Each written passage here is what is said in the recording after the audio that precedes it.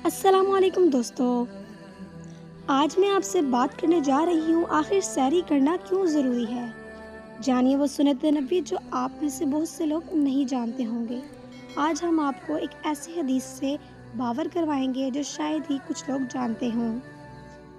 रमज़ान शरीफ के मुक़द्दस महीने में तमाम आलम इस्लाम के मुसलमान अपने घरों में सहरी और इफ्तियारी का ख़ास एहतमाम करते हैं, क्योंकि रमज़ान की अहम तरजीहात में शामिल है।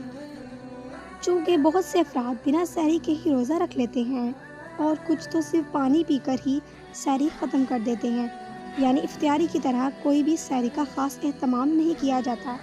सहरी के वक्त खाना ना सिर्फ तिब्बी एतबार से ज़रूरी है, बल्कि रसूलुल्लाह सल्लल्लाहु अलैहि वसल्लम की हदायत के ऐन मुताबिक है।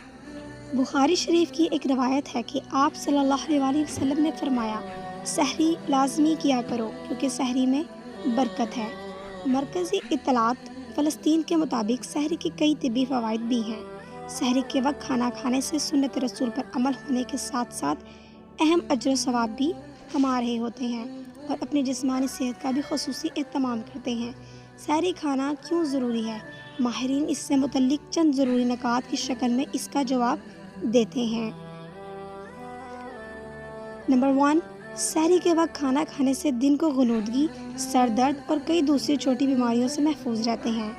नंबर 2, सहरी खाने से इंसान में पूरा दिन भूख और प्यास की शिद्दत का एहसास कम हो जाता है।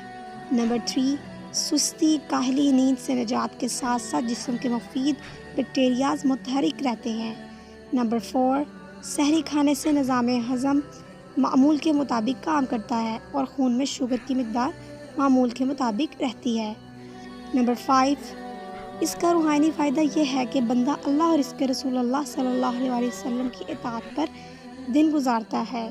रवायात में आता है कि नबी अकरम सल्लल्लाहु अलैहि वसल्लम इफ्तियारी में जल्दी फरमाते और सहरी को आखिरी वक्त तक ले जाते थे। एक सहाबी हज़रत उमर बिन मअमून कहते हैं कि सहाबा इकराम भी इफ्तारी में जल्दी और सहरी में ताख़ीर करते थे।